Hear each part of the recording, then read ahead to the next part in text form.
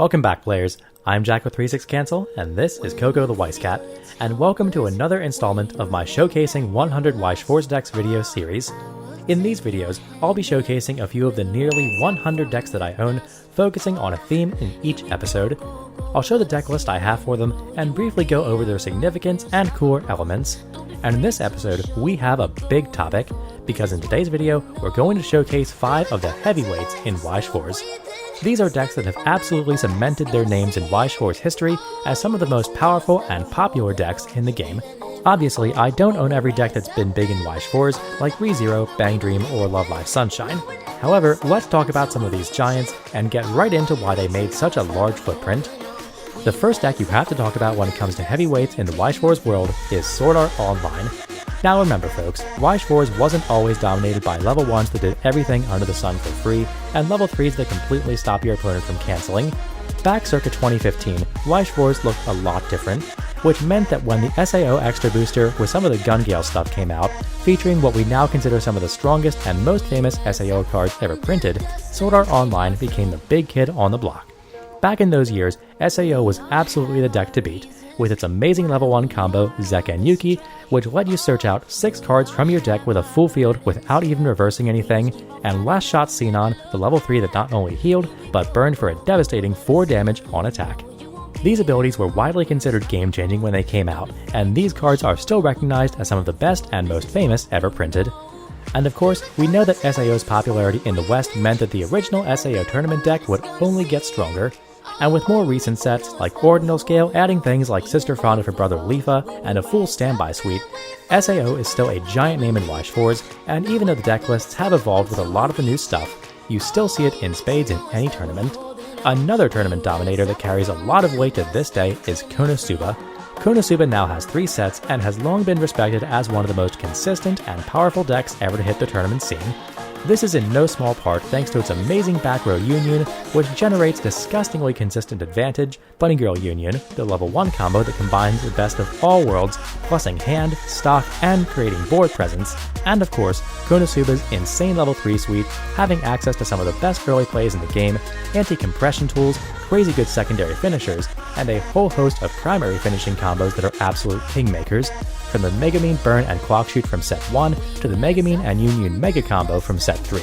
Konasuba, in its most popular period, was known for being a deck that just had very few weaknesses and packed amazing cards at every stage of the game, making it very hard to get the upper hand against. Between its 3 sets, it also gave any deck builder their choice of anti-meta tools to include, like a level 1 anti-change backup, a whole different finishing package that punished compression, and even a rest counter and a stock swap event. Even though it's fallen out of favor in the more recent years because of the ever-shifting metagame, it went for years as one of the biggest decks to beat in the higher tournament circuits, and with the winds of change, primarily with the new ban and restriction list, and more decks that check standby, I don't think this giant will be sleeping for much longer. Alright, now next on the agenda is one that I'm sure many people have been expecting, because you absolutely cannot talk about the most powerful decks ever to hit Weiss Schwarz without mentioning Attack on Titan. After Titan Set 2 dropped in 2017, AOT became an absolute powerhouse. Its already disgusting level 0 suite was further bolstered by To Seize Freedom Armin, the massive runner, and of course we can't forget the amazing Aaron Brainstormer from Set 1. But the real crux of this powerful deck was My Fate to Bear Aaron, widely considered one of the best level 1 combos ever printed for a very long time. Not only does he gain a staggering amount of power on attack, but on reverse, he salvages omnidirectional maneuver gear, AOT's famous and powerful event, and also lets you bounce him back to your hand when he's front attacked, denying your opponent reverses, and providing you with obscene advantage. Combined with the stellar toolkit that fully supported him, Aaron absolutely dominated the mid-game of Weiss Schwarz for years. And at the top end, it only got scarier. Armin, a 2k front buffer that top-checked on play, and also made himself and your characters in front of him immune from your opponent's effects, made your early plays and finishers nigh untouchable.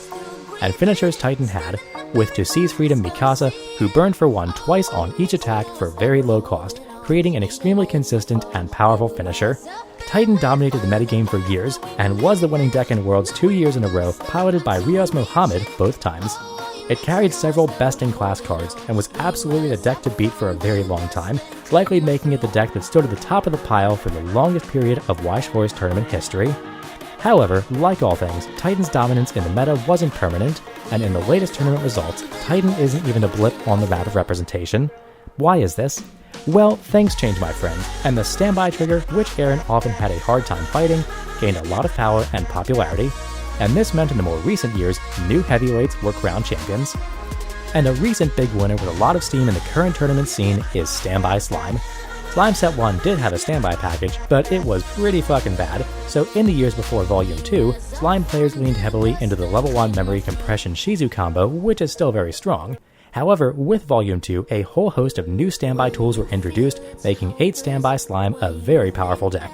Of course, Slime Volume 2 introduced a lot of very good level 0s to Slime's already decent suite, including a 3500 Chaser Millum, and at level 1 it was given a standby combo Rimuru that could double trigger for free to really capitalize on the standby trigger and build a lot of free stock. The level 2 standby target, a 9k Geld, which can also act as a 4k stage backup, is the main standby midgame for Slime, and presents a very problematic board for any opponent to deal with. The level 3 Benamaru that global boosts for 1500 and reverse burns for 1 without a climax combo is also a major factor in Slime's amazing standby package, but the top end is the scary part. Drago Buster Millum and her associated event, Drago Buster, introduced the first card in English Weiss to deal damage that could not be cancelled. This event reveals the top 7 cards of the opponent's deck, and for each climax you see, they shuffle their deck and then put that many cards, climaxes or not, into their clock. It's nasty to compress decks, and can also be hard played with all that stock you build if you don't have any targets for Millum to reverse. You also can't even deny her that way, because on a direct attack you can also pay 2 and burn 2 with a combo anyway. And of course, when you combine these powerful new standby cards with some of Slime's already amazing deck-agnostic toolkit from Set 1, you get a stupid powerful deck.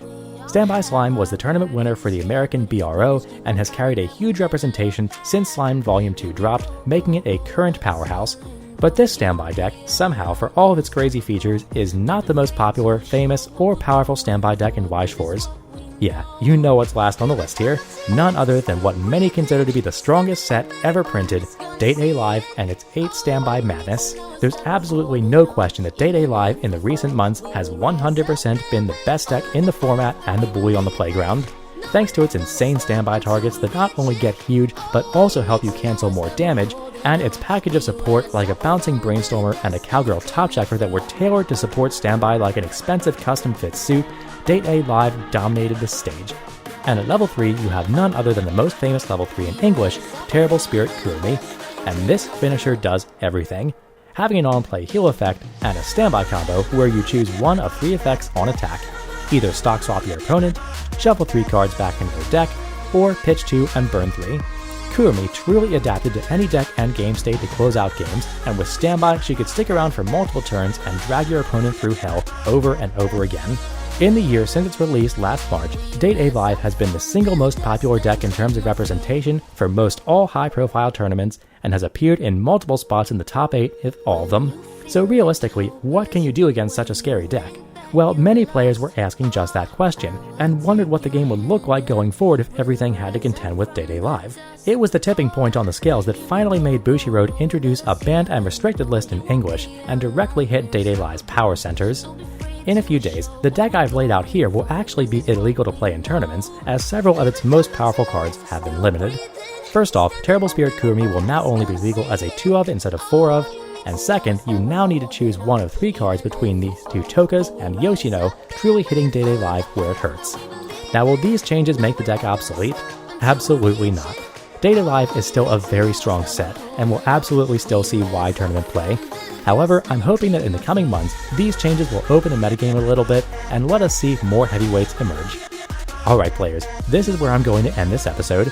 Many decks have left a major mark on the Weiss Schwarz tournament scene, and you'll be hard-pressed to find others that can fill their shoes. Granted, there are others I could have mentioned on the list, some even that I own, but I'll be showcasing them in other episodes, so don't worry, you'll see them. But for everyone out there, I hope you enjoyed this brief look at some of the most famous and powerful Weiss Schwarz decks ever to sit across the table from. And as always, thanks for watching. Peace.